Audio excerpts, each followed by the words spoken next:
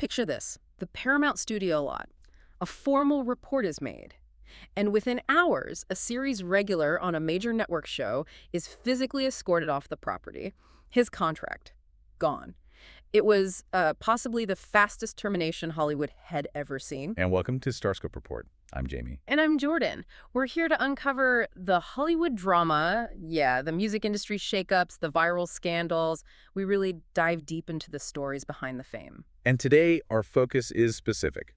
We're looking at the dismissal of actor David Del Rio from the CBS drama Matlock. This followed an allegation of sexual assault by his co-star, Leah Lewis. Yeah, and we want to frame this not just as, celebrity gossip, but as a really crucial case study. We're talking corporate risk management and the post-#MeToo playbook in action. Exactly. This is about analyzing how corporations respond in real time now. The speed here, well, it sets a significant benchmark for the whole industry. Okay, so let's dig into segment one, the zero-day firing. We need to talk about the speed, because the speed of CBS Studios' action is the really stunning part here. Right. So the incident itself, involving Del Rio, who's 38, and Lewis, who's 28, allegedly happened back on September 26, 2025. Okay, so there was about a 6-day gap between the alleged event and the corporate action kicking in. Exactly. That's important context.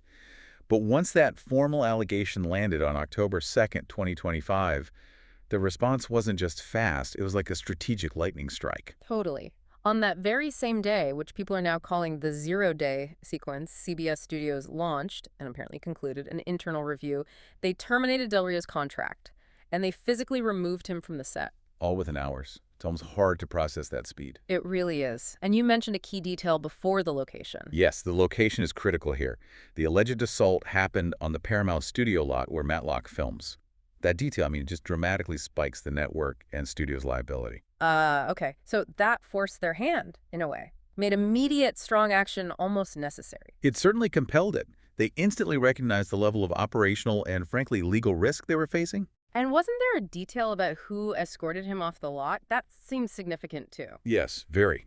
Matlock executive producer Eric Christian Olsen was reportedly among the group that escorted Del Rio off the premises. Wow. Okay, so that's not just HR doing their job. That's an executive sending a message. Absolutely. It's top-down enforcement. It makes the zero-tolerance stance completely unmistakable. This whole zero-day thing, it wasn't an emotional reaction. It felt very calculated. Legal and PR strategy rolled into one. So the idea was to get ahead of the story, to counter that old criticism of studios dragging their feet, or worse, covering things up. Precisely. Historically, studios got hammered for long investigations, perceived inaction. By acting this decisively, CBS basically shut down any potential accusations of negligence before they could even start. Right. It's like a public performance of their zero-tolerance policy. Control the narrative, contain the liability. It is risk management as performance art, like you said. But that calculated corporate silence, well, it was nothing compared to the noise that erupted on social media just a week later. Oh, yeah. Stick with us, because the public statements that followed are fascinating. A real contrast between, controlled messaging and just raw, aggressive counterattack. And if you're finding this deep dive into Hollywood's inner workings interesting, maybe take a second now to hit that subscribe button so you don't miss what's coming next. Okay, segment 2, the battle for the narrative. So the news breaks publicly on October 9th, 2025, and almost immediately you see these two very different public responses taking shape. Let's start with Leah Lewis. Her approach was, I'd say, very strategic, very controlled. She used Instagram stories just hours after the news hit. Right, I remember that. It was a photo with her mother, wasn't it? And the message was all about resilience, strength. Exactly. And she explicitly said something like, "Mom is here. We're moving forward in love and strength. Please let that be the takeaway." It was smart. She acknowledged the situation, thanked her supporters, but crucially didn't name names or go into specifics.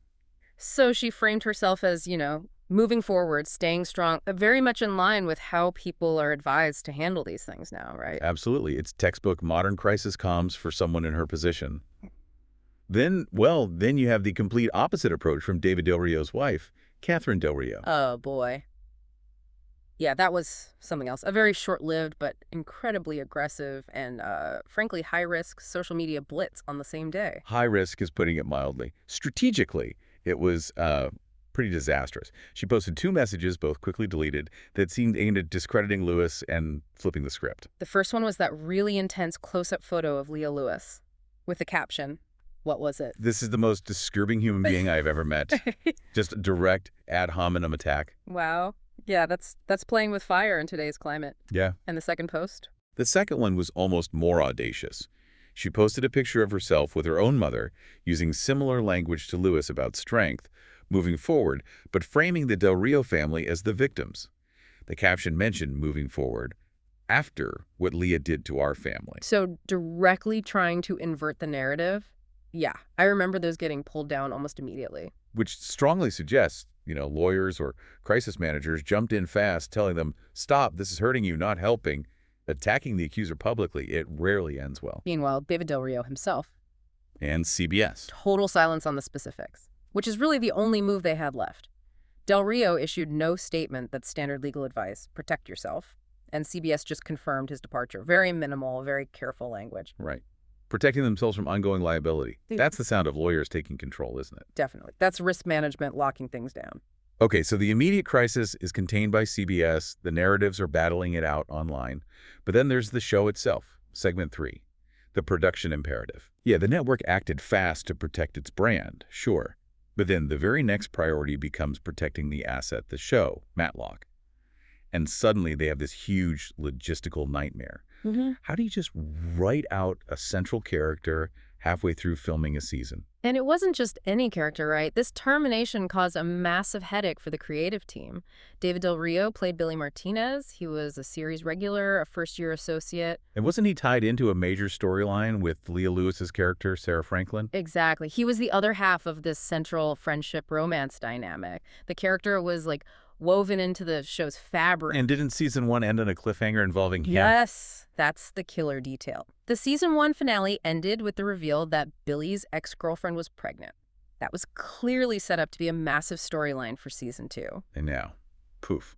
They have to somehow erase or resolve that instantly. Well, not quite erase him. Apparently, Del Rio will still be in the first few episodes of season 2 that were already shot, including the premiere on October 12th. Ah, okay, so they can't just pretend he never existed.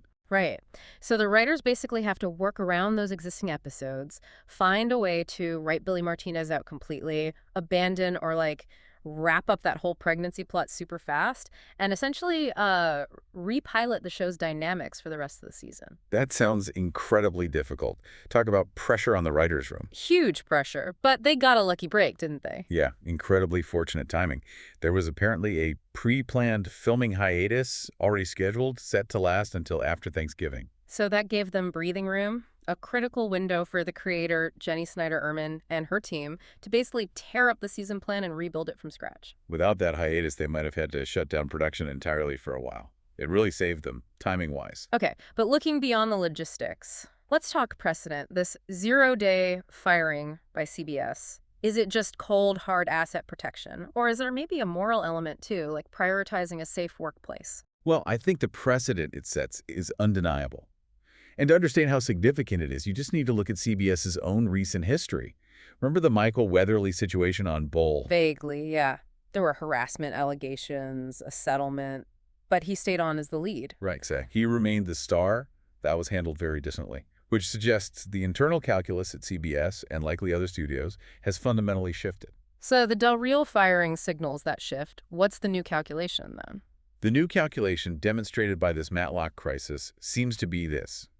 Protecting the corporate brand and the value of the main asset, in this case, the show Matlock, its star Kathy Bates, now takes clear priority over keeping any individual actor who isn't absolutely top tier, couldn't do the show without them level famous. So unless you're the Kathy Bates of the show, your job security is secondary if you become a major liability.